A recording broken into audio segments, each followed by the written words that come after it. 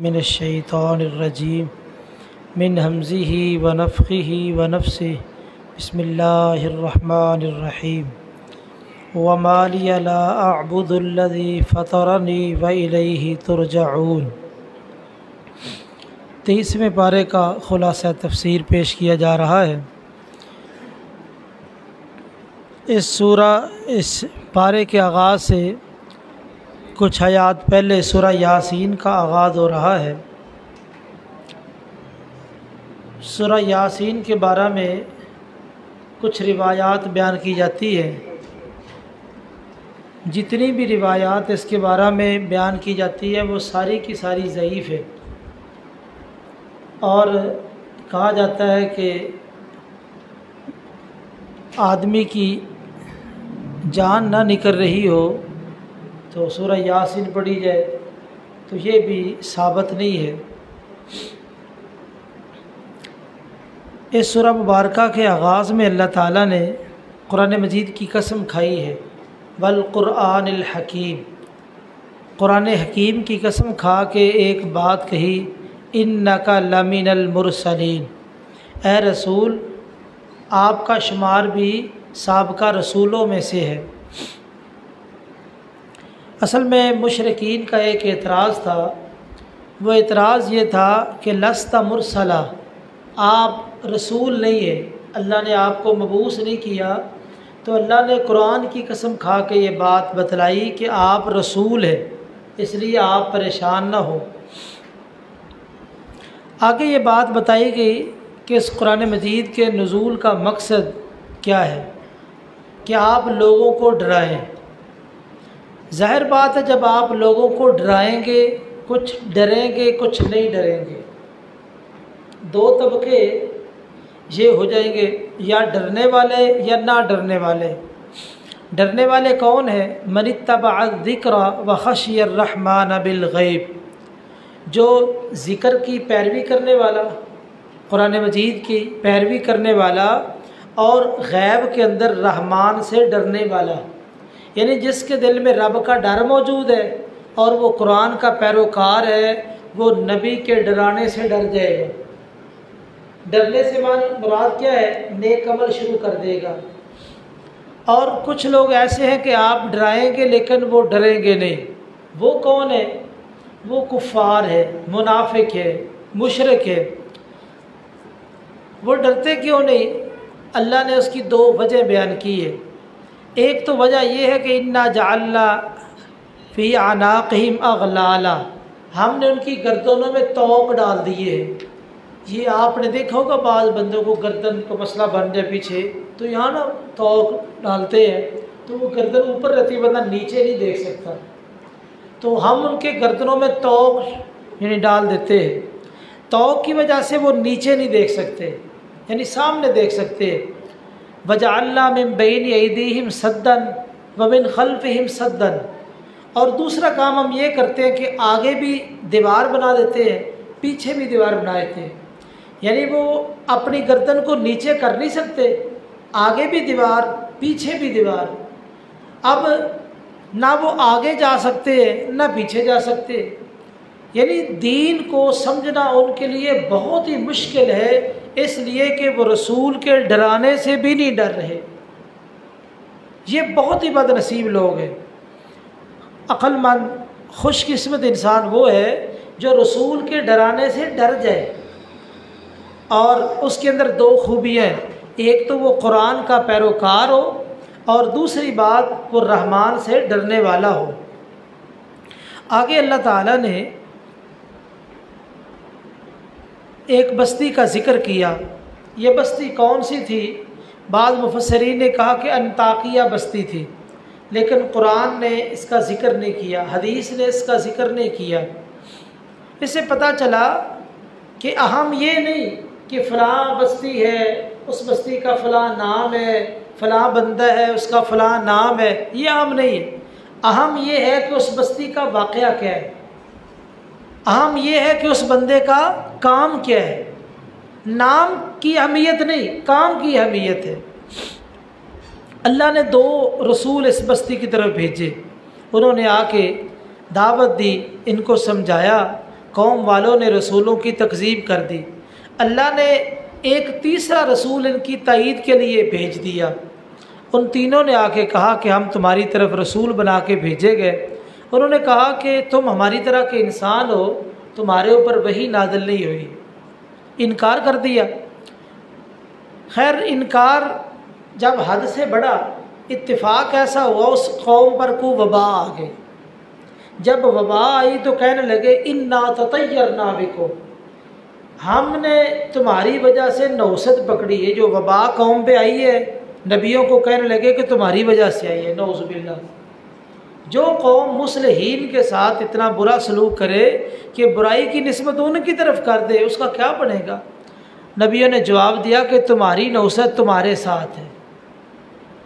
नौसत तो कुफ्र की वजह से है, शिरक की वजह से है।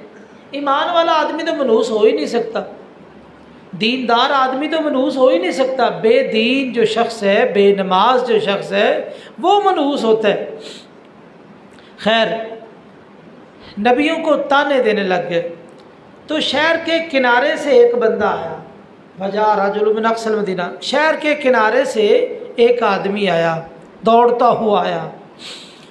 इसे एक नुक्ता यह मिला कि इंसान को अपनी कौम की खैर खाई के लिए चलना नहीं, दौड़ना चाहिए। दौड़ दौड़ के अपनी कौम की खैर खाई करनी चाहिए, एक बात।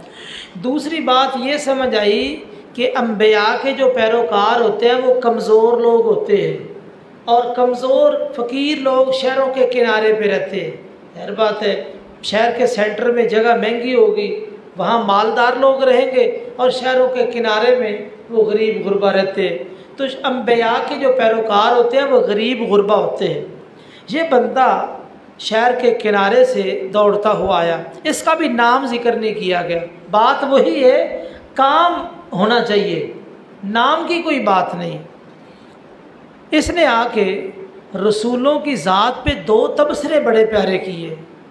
दो तबसरे, एक तो रसूलों की सीरत के बारे में कहा कि रसूलों की सीरत बेदाग है, रसूलों की सीरत बेदाग है। एक तो ये उसने तबसरा किया। दूसरा उसका तबसरा ये था कि इनका कोई मुतालबा नहीं है।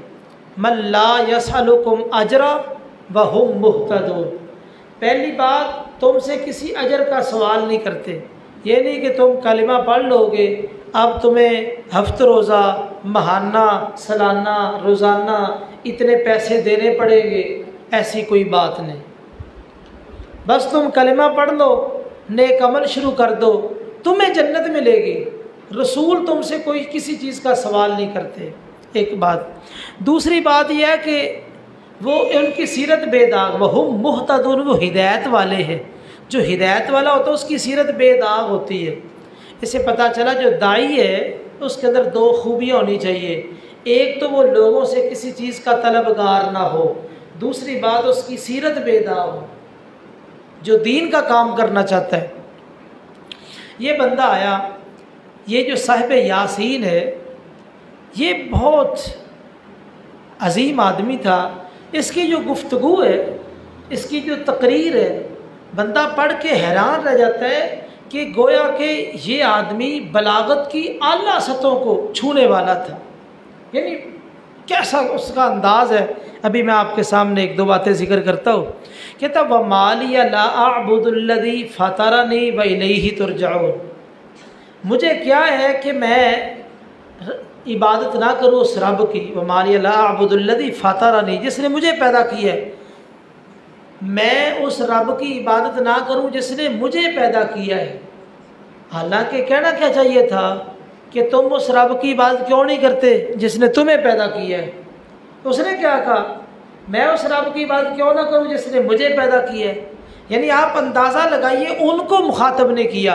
पता चला आप किसी कौम की इस्लाह करना चाहते हैं, उनकी गलती को टारगेट ना बनाएं। आपने ये किया, आपने ये किया, आपने ये किया। अगर आप ऐसा करेंगे कौम की इस्लाह नहीं कर सकेंगे। तो ये कितना ही प्यारा उसका अंदाज़ है कि मुझे क्या है, मुझे क्या है। व इलैहि तुरजाऊन कह के कहा कि आज तुम्हें ये मसला समझ ना भी आए तो ये तो यकीन कर लो कि तुम बिल आखिर उसकी तरफ लौटाए जाओगे। अत्तखिज़ु मिन दूनिही आलिहतन, कहा कि मैं उसके अलावा को माबूद बना लूँ।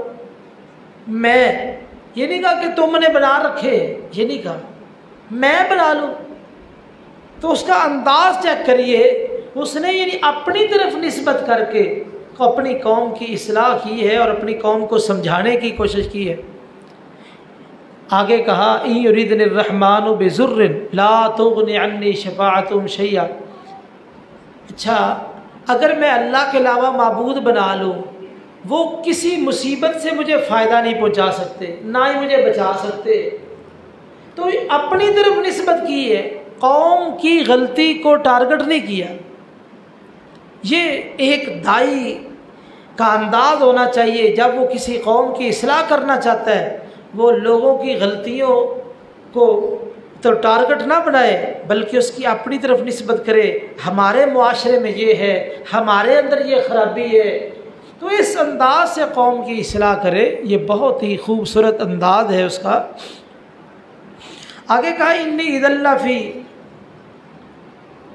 ज़लालिम मुबीन, अगर मैं ऐसा करूँगा तो मैं वाज़े गुमराही में, यानी मैं वाज़े गुमराही में, ये नहीं कहा कि तुम गुमराह हो। यानी कैसा अंदाज है।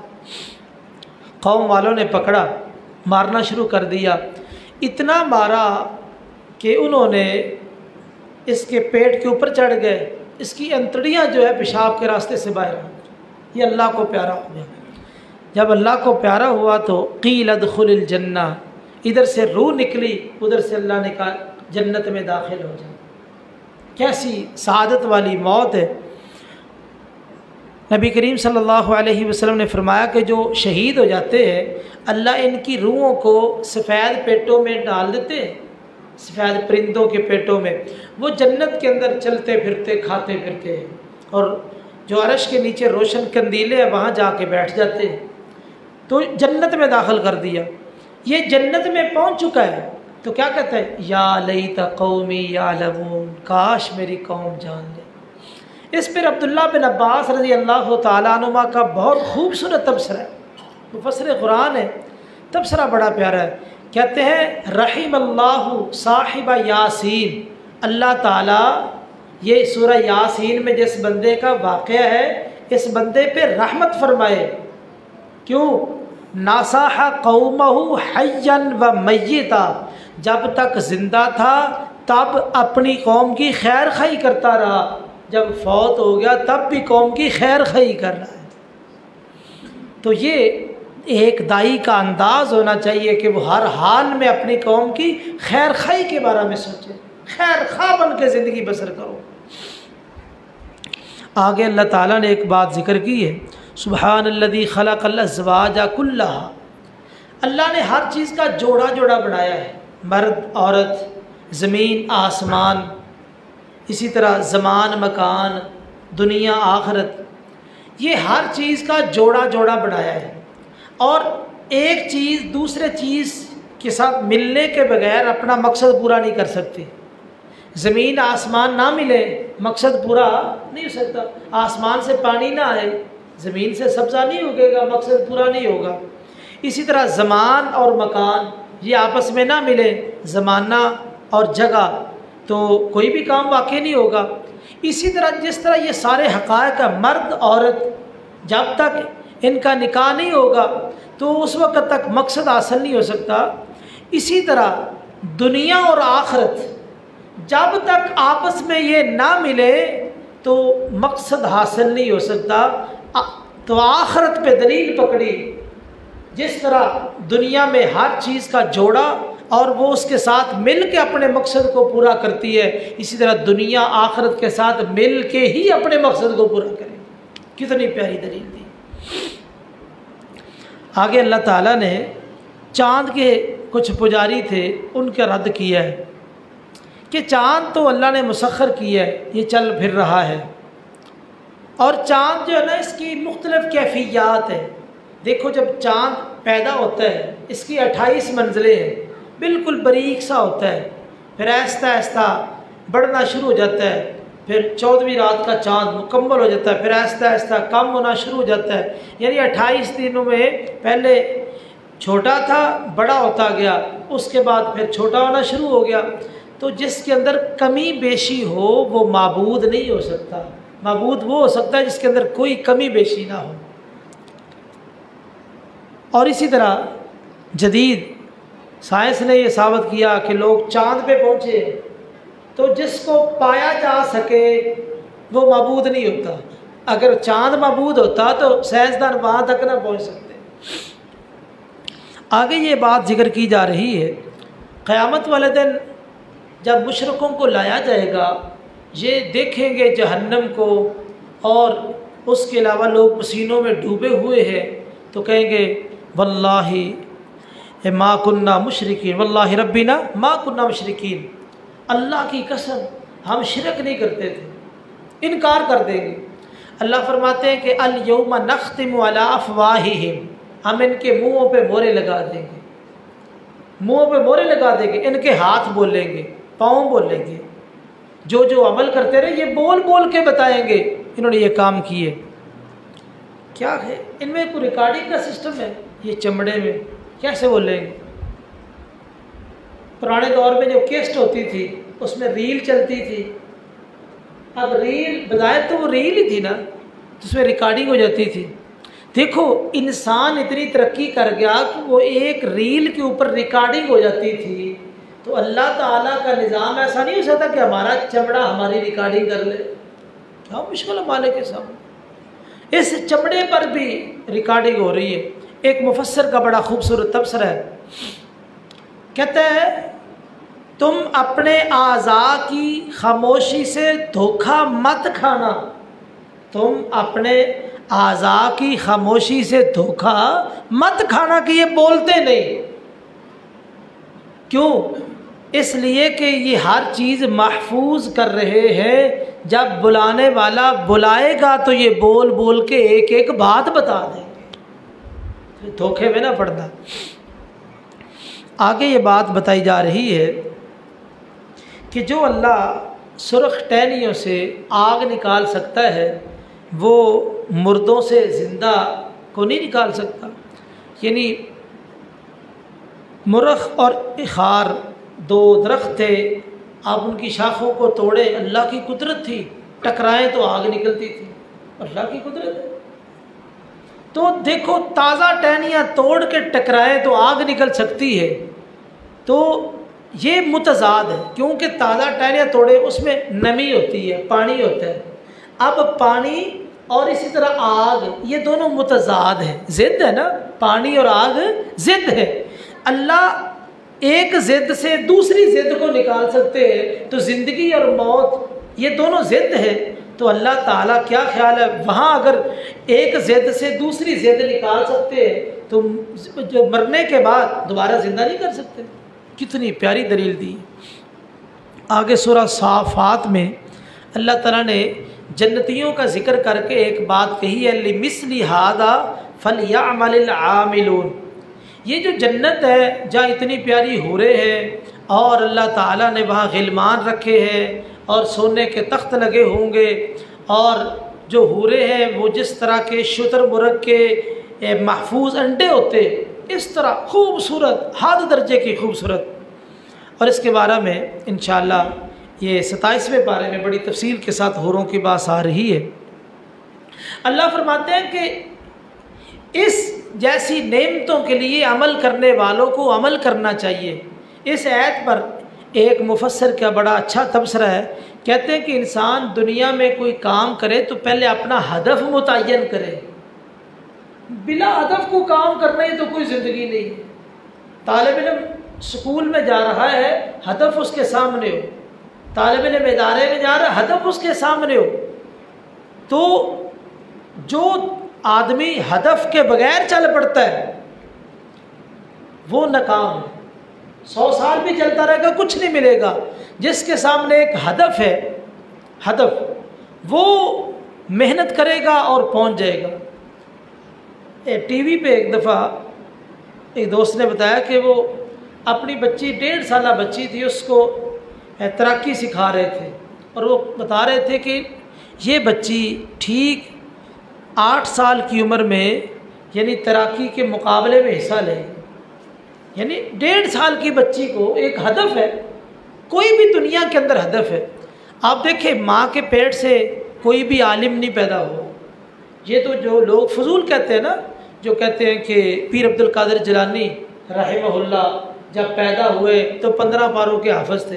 अल्लाह कहते ला तालमून शैया, तुम्हें पैदा किया तुम्हें किसी चीज़ का इल्म नहीं था। तो इसलिए हर बंदा दुनिया में आके हदफ मुतय्यन करता है और उसके बाद कुछ पाता है। इसलिए अल्लाह फरमाते हैं दुनिया के जितने भी हदफ है वो हदफ इतने कामयाब नहीं है, असल हदफ जन्नत है, इसको टारगेट बनाओ और इसके लिए मेहनत करो।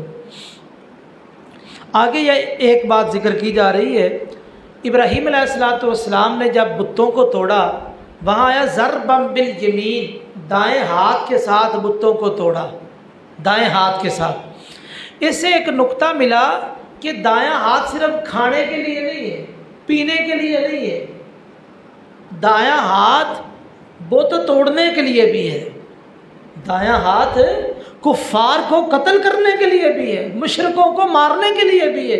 जब उनके साथ मुकाबला हो जाए तो दायां हाथ सिर्फ खाने पीने के साथ ही खास नहीं, दाएं हाथ के किरदार और भी है। एक बात यहूदियों की बहुत बड़ी एक साजिश थी, चूँकि जितने अंबिया इसहाक अलैहिस्सलाम की नस्ल से आए हैं ये तमाम नबी बनी इसराइल की तरफ आए हैं। इनका ज़हन ये था कि जो ज़बी थे वो इसहाक अलैहिस्सलाम थे, इस्माईल अलैहिस्सलाम ज़बी नहीं थे जिनको इब्राहीम अलैहिस्सलाम ने ज़बह किया। ये एक इख्तलाफी मसला चलता आ रहा है। तो इस हवाले से कुछ मैं गुजारिशात रखना चाहता हूँ। यहूदियों का दावा था कि इसहाक अलैहिस्सलाम ज़बी थे, इस्माईल अलैहिस्सलाम ज़बी नहीं थे। तो हमारा ये दावा है कि ज़बी इस्माईल अलैहिस्सलाम है, इसहाक अलैहिस्सलाम नहीं है। दलील क्या है? पहली दलील ये है कि जब इसहाक अलैहिस्सलाम की खुशखबरी सुनाई गई कि आपके यहाँ बेटा पैदा होगा, तो अल्लाह ने कहा अलीम, वो बेटा कौन सा होगा? अलीम, इल्म रखने वाला। तो इस इल्म से मुराद इल्म नबुव्वत है। इससे पता चला कि वो बेटा बड़ा होगा और नबी बनेगा, बड़ा होगा और नबी। तो लफ्ज़ अलीम सिफ्त से मालूम हुआ कि वो बेटा जवान होगा और नबी बनेगा। तो जिसके बारे में इल्म हो कि इसने बड़ा होना है और नबी बनना है, उसको ज़िबा करने का कोई मकसद है? कोई नहीं। और दूसरी तरफ इस्माईल अलैहिस्सलाम की जहाँ खुशखबरी सुनाई गई वहाँ सिफ्त आई है हलीम, बुर्दबार, तहम्मुल वाला। तो वहाँ ये बात मालूम होती है तहम्मुल और बुर्दबारी कब होती है? जब कोई मुसीबत आए। आप सारे तहम्मुल के साथ बैठे, लेकिन पता तब चलता है जब मुसीबत आए तो आदमी कितना तहम्मुल वाला है। तो किसी पर मुसीबत आए तो तहम्मुल को इख्तियार करे, सब्र करे। तो लफ्ज़ हलीम से पता चलता है कि इस्माईल अलैहिस्सलाम पर कोई ऐसी मुसीबत आएगी जहाँ वो सब्र करके दिखाएंगे। दूसरी दलील, इसहाक अलैहिस्सलाम की जब खुशखबरी सुनाई गई फबशरनाहु बिइस्हाक व मिन वराई इसहाक याकूब, इसहाक पैदा होगा, आगे इसहाक का बेटा याकूब पैदा होगा। इसके ज़िमन में ये नुक्ता मिला कि इसहाक जवान होगा, शादी होगी, औलाद होगी और उसकी औलाद में से एक बेटा याकूब होगा। तो जिसके बारे में पहले बता दिया गया कि उसने जवान भी होना है, शादी भी होनी है, आगे भी उसकी औलाद होनी है, उसको ज़बह करने का कोई मकसद नहीं बनता। ये दूसरी दलील है। तीसरी दलील ये है कि इस्माईल, जहाँ सूरह साफ़ात में पहले इस्माईल अलैहिस्सलाम का जिक्र है, जहाँ ज़बह का जिक्र आया, जहाँ ज़बह का जिक्र मुकम्मल हुआ वहाँ इसहाक अलैहिस्सलाम का जिक्र है। पता चला कि पहले इस्माईल अलैहिस्सलाम पैदा हुए तो ज़बह का तल्लुक़ इनके साथ, इसहाक अलैहिस्सलाम बाद में अता किए गए। चौथी दलील ये है कि जनाब इस्माईल अलैहिस्सलाम ये ही मक्का में रहे और ये वाक़या मक्का में पेश आया, ज़बह करने का वाक़या मक्का में। जनाब इसहाक का मक्का में आना साबित नहीं है, उनका मक्का में आना साबित नहीं है। तो मक्का में इस्माईल अलैहिस्सलाम रहे तो ये वाक़या मक्का में पेश आया है, लिहाजा ज़बी इस्माईल अलैहिस्सलाम है। और एक दलील इस हवाले से ये भी है कि नबी करीम सल्लल्लाहु अलैहि वसल्लम ने फरमाया कि मैं दो ज़बीहों की औलाद हूँ, मैं दो ज़बीहों की औलाद हूँ। एक तो जनाब इस्माईल अलैहिस्सलाम, आप जनाब इस्माईल की नस्ल से आए थे, और दूसरे जनाब अब्दुल्ला, वो नज़र मानी थी, वो तफसीली वाक़या सीरत की किताबों में मौजूद है। तो दो ज़बीहों की औलाद हूँ। तो इस हदीस से भी पता चला कि ज़बी जो थे वो इस्माईल अलैहिस्सलाम थे, इसहाक़ अलैहिस्सलाम नहीं थे। आगे ये बात जिक्र की जा रही है सूरह साद में, इस तसव्वर अल मिहराब, जनाब दाऊद अलैहिस्सलाम अपने मिहराब में बैठे इबादत कर रहे हैं, दो बंदों ने दीवार फलांग दी। वो तो डर गए, डर गए। ये जो डरना है इसकी दो किस्में हैं, डर की दो किस्में। एक डर होता है मा तहतल असबाब, एक डर होता है मा फौकल असबाब। मा तहतल असबाब डरना, शागिर्द उस्ताद से डरता है, ये मा तहतल असबाब है। इसी तरह बाहर सांप आ जाए बंदा डर जाता है, ये मा तहतल असबाब है। एक होता है मा फौकल असबाब, जो मा तहतल असबाब है ये डर इंसान की फितरत में रखा गया है। और एक है मा फौकल असबाब, जहाँ असबाब ख़त्म हो जाए वहाँ डरना, वो है अल्लाह का डर। वो अल्लाह के सिवा किसी का डर नहीं होना चाहिए। जो मा तहतल असबाब, किसी और चीज़ से भी डरा जा सकता है।